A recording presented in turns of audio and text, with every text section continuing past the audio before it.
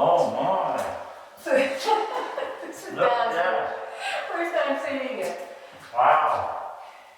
Hey, that's beautiful. That's fun. I like the idea, like the fossils, Yes. and also like where they kind of came to. Sort of like there's a lot of kind of. There's a random quality to it, although it's very planned. It's actually based on a Sudoku square. Ah, no kidding. So it's 9 by 9 and 9 groups of 9, and you can't see any of the squares next to each other.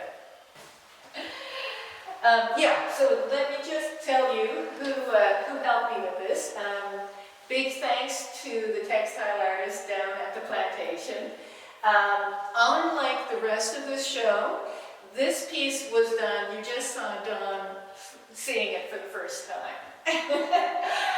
But it's based on a Sudoku square, as I just said, and this is beet that I left out on the line and it got rained on. Ah.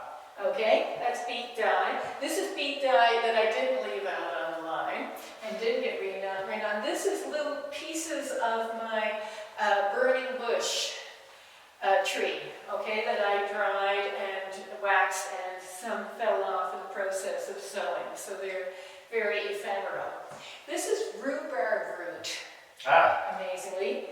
And this here, this deep blue is blueberry dye. This is partridge berry, and these are trilobites, and these are aspidillas, so they're printed. The bright blue ones are cyanotypes. They're an artificial dye, and this is seaweed that's photographed and was using light, so it's a sun photograph, a sun print, cyanotypes. And this right here was an attempt at tie dye, so I have beet, and then the beet didn't really come through, and so then I put cyanotype and did a little solar prints with making it kind of look like a star or a daisy. And so the idea was to use things that were from my backyard, to use stuff that was contextual and natural as possible in the making of the quilt. And it's very interesting that, it's intercut with all these references to extremely deep time, 500 million, half a billion years ago. And none of these things would happen unless we had these fossils from deep time starting this whole process. So it's very eloquent in that sense, and kind of the sort of like juxtaposition of very, very deep and very, very contemporary time. So this exhibition is part of Pre-Cambrian Braille, which was a project that was sponsored by Arts NL, and it was a collaboration between Dawn and myself, in which Dawn would approach the subject as an artist, as a poet, and I would approach it as an artist. And the imagery and the work here, this piece in particular, were created by coming back and forth. We had a field trip, and then we studied the fossil, and then we both went separately. Don wrote drafts of the poetry, then we came back, I had imagery, and we talked. So it was a period of silent, quiet introspection, field trips, reflection, and writing and collaboration. So the final pieces, we were working continuously. While I was typesetting, I was phoning him to check and make sure it was okay. Yeah, doing final adjustments, etc. Yes, and it was a lot of fun, as well as being very interesting, getting us into the deep time history of exactly where we're living. So we chose the most rare of fossils, which is the Haootia quadriformis fossil, and that is dealt with in these four sections here, called Haootia quadriformis, mother of muscle. It is the rarest fossil we have. All of the Ediacaran fossils are rare, but this fossil is the rarest of the rare. So this, in fact, when we wrote this one, there's only one example. Now there's some more. Duncan McIlroy has found some more. In fact, she found some more whilst we were out out at the Bonavista Peninsula, where it comes from. And what is really significant about it is the first evidence of muscle tissue in the fossil record. All of these are rare because, all of the Ediacaran fossils are rare because they don't have hard bits. They're all soft tissue. That is, bones, shells, claws had not yet been invented. That's not happening until the Cambrian. So this particular item starts with, so I'll just keep going on this, starts with meditation on the actual prototype fossil that's in the rooms, where it's really beautifully presented with, on a plinth. And if you're standing there looking at it at the rooms, right behind you over here is a diorama of a seabird island with all kinds of noise. So you got the beginning of life and of big muscle life, and some of the consequences over here in it. This poem does with that. Haootia quadriformis. We lean over the display case to peruse the first of animals. Haootia quadriformis, lying in state, holotypical, at once corpse and embryo. Nearby, the bird island diorama performs its cacophony. Tern squeals, kitty weeps, petrel croons, puffin moans, the manic laugh of gulls, reminding this quiet creche of animalia of the teeming, squalid, glorious mess to come. 2. Haootia. Haoot, the Beothic demon, appears with an Indo-European tail attached. We welcome the ghost of a murdered people into the imperium of silence, those halls of nouveau pseudo-Latin, while requiring it wear a tux. Still, we wonder, turning the strange name on our tongues, whether a Beothic person might have paused, might have passed her finger over this small stone glyph and wondered, as we wonder, what sort of creature might be sleeping there. 3. Quadriformis. Through the artist's reconstruction, we imagine how the 4 arms might have been fishing the current while fastened to the ocean floor, as though some eager seaweed were training to become an octopus. Now those arms are squashed in a heap, rendered in epi-relief by their mudstone substrate. And across it, the evidence casually displayed, those bundles of sinew like a wrecked harp, the urge to move made flesh and then remembered in rock. 4. Mother of muscle. What gesture of homage should we offer here? I think we should neither bow, nor genuflect, nor kneel. I think we should flex, biceps, triceps, then clench, pecs, traps, lats, abs, glutes, quads, hams, then embrace the security guard with our animal arms, then wave them as you would in the current, snagging passing plankton. We put our right arm in, we put our right arm out. We put our left arm in, and we shake it all about. We do the hokey pokey, and we turn ourselves around. That's what it's all about. You can do this ritual in honor of the mother of muscle at home with the hokey pokey. I really recommend it. Of course, you have to embrace your own security guard. Should be somebody close to you and somebody in your bubble, so that you don't offend the regulations. And I would like to acknowledge Shauna Disseth. The word Haoot is a Beothic word. The imagery is drawn from Newfoundland's first named Indigenous artist, the first artist who was born in Newfoundland that we have the name of, because we do have European settler artists, but they were all born outside. And so I thought it was very fitting, especially with the reference that her imagery, and the imagery we use are Achmudyum, the black man, or or Red Indian's Devil, the text is from Cormac, and Dancing Woman, Tugwedgie. So the other fossil that Jennifer and I focused on is Aspidella terranovica, and it is, as opposed to the Haootia quadriformis fossil, it is extremely common. And if you dig in downtown St. John's, anywhere you might find one.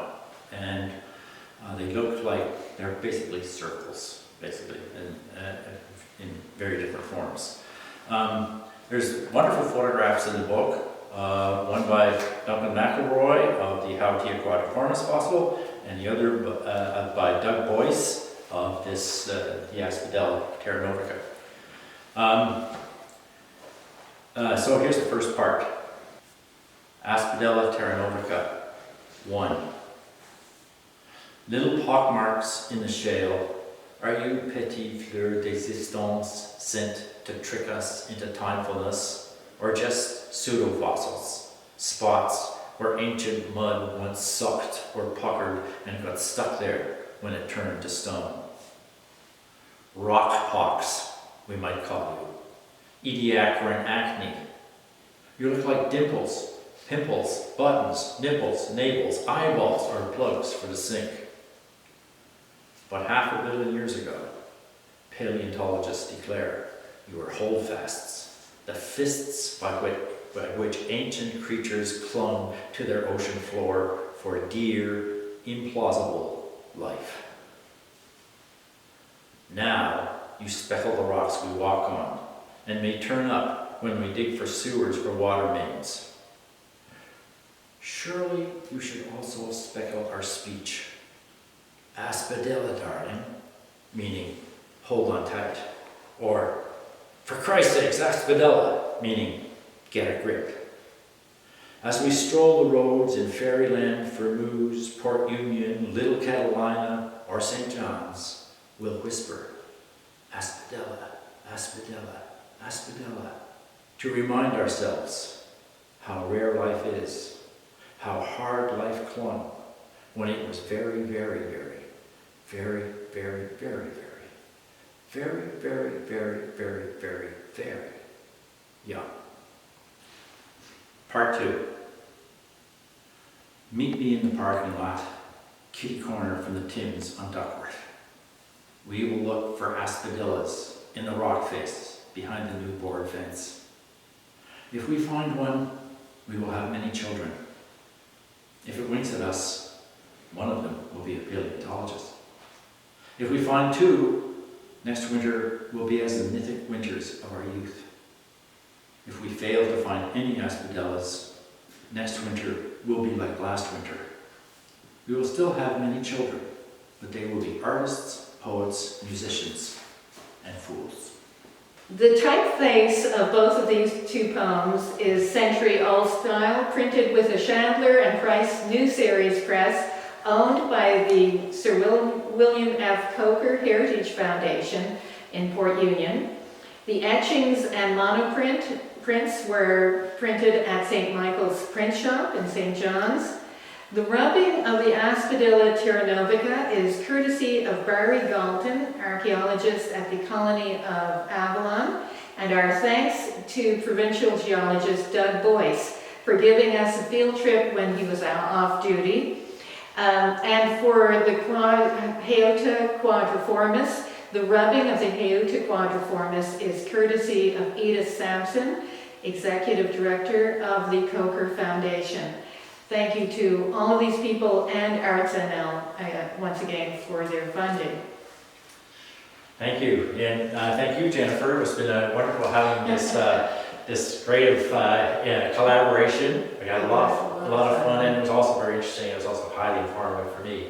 Also, I'd also like to add my thanks to Doug Boyce for his assistance when we went on our field trip, and Duncan McElroy supplied a photograph of the Haootia quadriformis, which is in the book. And maybe you can talk a little bit about the book at this point. Yes, the poems that I read today are included in this book, All New Animal Acts, It's available from Gasborough Press, and it's also available here at the Craft Council.